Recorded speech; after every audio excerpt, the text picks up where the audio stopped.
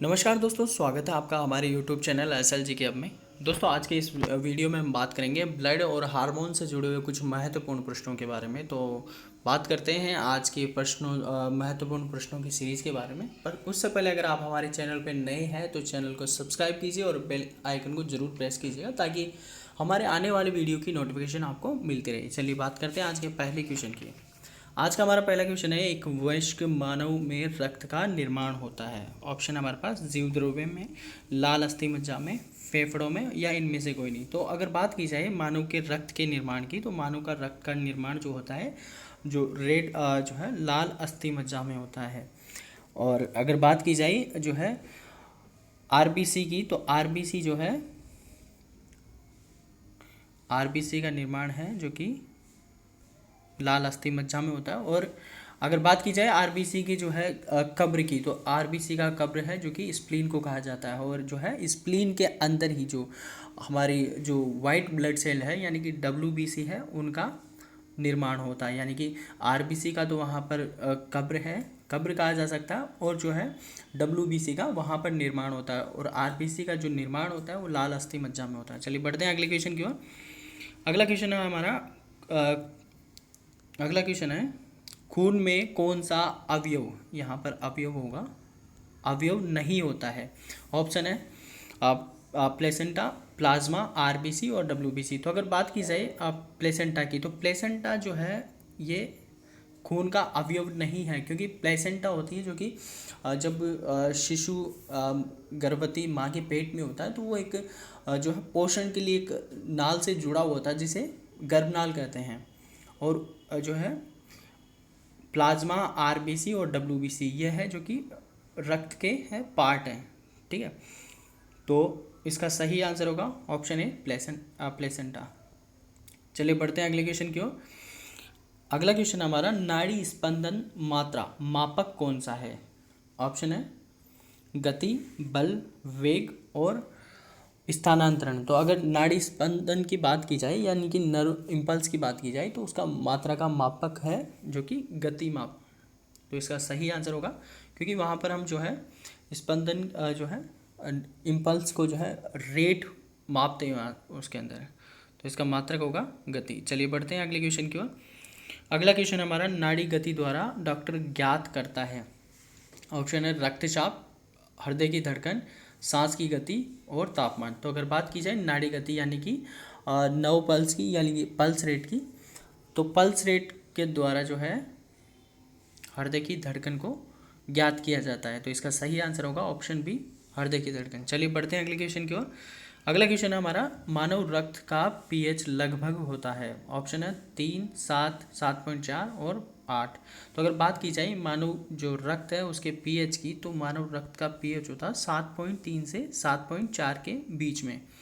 तो 7.3 भी हो सकता है, 7.4 भी हो सकता है। तो मोस्टली जो है मेजरली जो माना जाता है वो 7.4 ही माना जाता है। तो इसका सही आंसर होगा 7.4। यानी कि जो है मानव का रक्त है एक तरह का प्लाज्मा और ठोस रुधिर का कणिकाओं से बना होता है। और यह एक तरीके का कह सकते हैं रक्त हल्का क्षारीय भी होता है, क्योंकि 7 के बाद का जितना भी बढ़ता है पॉइंट, उसके अकॉर्डिंग हम इसको जो है क्षार की कैटेगरी में रखते हैं। चलिए बढ़ते हैं अगले क्वेश्चन की ओर।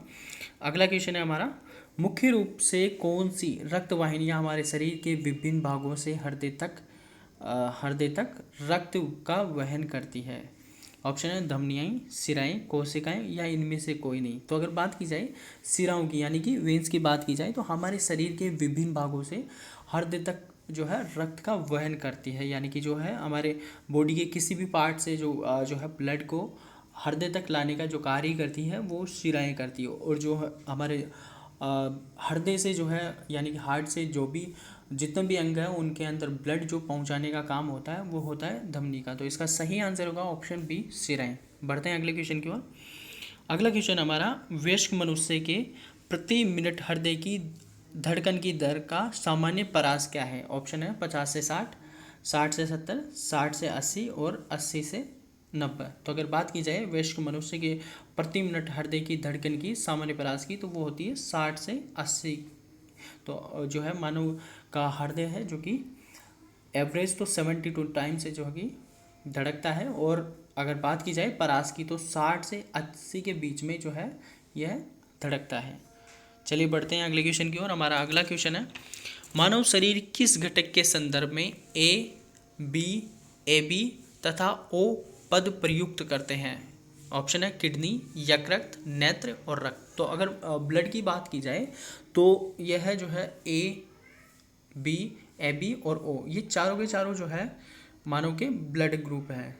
ठीक है, तो यह जो है डायरेक्टली रिलेटेड है ब्लड से, तो इसका सही आंसर होगा ऑप्शन डी, रक्त। चलिए बढ़ते हैं अगले क्वेश्चन की ओर। अगला क्वेश्चन हमारा, ए बी रक्त समूह का दाता इनमें से किस रक्त समूह के प्राप्तकर्ता को रक्त दे सकता है? ऑप्शन है, एक बार ऑप्शन को ध्यान से सुनिएगा कि ए बी रक्त समूह का दाता इनमें से किस रक्त समूह के प्राप्तकर्ता को रक्त दे सकता है? ऑप्शन है हमारे पास, ऑप्शन ए, ऑप्शन बी है बी, ऑप्शन सी है ए बी और ऑप्शन डी है ओ। तो अगर बात की जाए ए बी रक्त समूह वाले की, तो ए बी रक्त समूह वाला जो है इंसान है जो कि सर्व जो है ग्राही होता है। और अगर बात की जाए प्राप्तकर्ता की, तो ए बी रक्त समूह वाले व्यक्ति सार्वत्रिक जो है अदाता होते हैं, यानी कि वो जो है इनमें से किसी को भी ब्लड है जो कि नहीं दे सकते हैं ए, बी और ओ को। अगर वो ब्लड देंगे तो वो ओनली ए बी को ही ब्लड दे सकते हैं, तो इसका सही आंसर होगा ए बी। चलिए बढ़ते हैं अगले क्वेश्चन की ओर। अगला क्वेश्चन हमारा, ग्रुप ए रक्त वाले व्यक्ति को किस ग्रुप का रक्त दिया जा सकता है? ऑप्शन है हमारे पास B group, A B group, A B तथा ओ ग्रुप, ए बी तथा ओ ग्रुप। तो अगर बात की जाए ए बी तथा ओ ग्रुप की, तो जो है ए जो ग्रुप है वाले व्यक्ति को ए और ओ ग्रुप का ब्लड दिया जा सकता है। इसके अतिरिक्त ओ ग्रुप वाले व्यक्ति का रक्त भी इसे दिया जा सकता है, क्योंकि जो ओ ग्रुप वाला जो होता है वो सर्वदाता होता है, यह किसी को भी जो है ब्लड दे सकता है तथा इसके अंदर इनके जो ब्लड होते हैं उनके अंदर जो है एंटीजन नहीं पाए जाते हैं, तो इस वजह से यह है सभी ब्लड ग्रुप वाले को जो है ब्लड दे सकते हैं। बट अगर ओ की बात की जाए वो है सर्वदाता होते हैं, पर इनको जब अगर ब्लड की ज़रूरत होती है तो ये ओनली जो है ओ से ही ब्लड ले सकते हैं। बाकी ए ना तो ए से ले सकते हैं, ना बी से ले सकते हैं, ना ही ए बी से ले सकते हैं। चलिए बढ़ते हैं अगले क्वेश्चन की ओर। अगला क्वेश्चन हमारा, निम्नलिखित में कौन सा कार्य गुर्दे का नहीं है? ऑप्शन है रक्तचाप का नियमन, शरीर के तरल की अम्लता का नियमन, मूत्र को बाहर निकालना या प्रतिजैविकी का श्रावण। तो अगर बात की जाए प्रतिजैविकी का श्रावण की, तो जो है यह गुर्दे का कार्य नहीं होता, यानी कि हमारी जो किडनी है उसका ये कार्य नहीं होता है। जो किडनी के कार्य होते हैं जो कि रक्तचाप का नियमन होता है, मूत्र का बाहर निकालने का होता है, और शरीर के जितने भी लिक्विड्स होते हैं उनका जो अम्ल और क्षार है उनको जो है बैलेंस बनाए रखने का, यानी कि उनका नियमन करने का उसका कार्य होता है। तो ये जो है इसके जो हमारी किडनी है उसके सारे कार्य हैं ये। और बाकी अगर देखा जाए तो जो प्रतिजैविकों का श्रावण ये है हमारा जो किडनी है नहीं करता है। चलिए बढ़ते हैं अगले क्वेश्चन की ओर। अगला क्वेश्चन हमारा, मानव शरीर में रक्तचाप निम्नलिखित द्वारा नियंत्रित होता है। ऑप्शन है thymus fire, thyroid gland, adrenal gland या इनमें से कोई नहीं। तो अगर बात की जाए एड्रेनल ग्लैंड की, तो मानव शरीर के रक्तचाप का जो है नियंत्रण जो है एड्रेनल जो ग्लैंड होती है हमारी उसके द्वारा होता है। अगर बात की जाए थायराइड ग्लैंड की, तो थायराइड ग्लैंड है जो कि हमारे समस्त उपापचयी क्रियाओं पर नियंत्रण करता है तथा उनके अंदर वृद्धि करने में ये सहायक होता है। और जो थाइमस ग्लैंड होती है जो कि वृद्धि और लैंगिक जो परिपक्वता होती है उसको प्रभावित करती है और लिम्फोसाइट का उत्पादन करके उन्हें प्रतिरक्षी पदार्थों के संश्लेषण की प्रेरणा देती है। बढ़ते हैं अगले क्वेश्चन की ओर। अगला क्वेश्चन हमारा, प्रतिजन एक पदार्थ है जो कि ऑप्शन हमारे पास शरीर के ताप को कम करता है, प्रतिरक्षा संवेग को प्रेरित करता है, हानिकारक जीवाणु को मार डालता है या इनमें से कोई नहीं। तो ऑप्शन अगर बात की जाए प्रतिजन की, तो प्रतिजन है जो कि प्रतिरक्षा संवेग को प्रेरित करता है? तो इसका सही आंसर होगा ऑप्शन बी, प्रतिरक्षा संवेग को प्रेरित करता है। जो एंटीजन होता है यानी कि प्रतिजन होता है जो कि ग्लाइकोप्रोटीन होता है और जो कि प्रतिरक्षा संवेग को प्रेरित करता है। यह सबसे पहले जो रोगाणु होते हैं उसके प्रति प्रतिरोध जो है प्रदर्शित करता है। यानी कि अगर कोई भी जो है वायरस इंजेक्ट होता है हमारी बॉडी में, तो ये जो है एक तरीके से जो है अवरोधक के रूप में कार्य करते हैं, उनको वहीं पर रोकने की कोशिश करते हैं। चलिए बढ़ते हैं अगले क्वेश्चन की ओर। हमारा अगला क्वेश्चन है,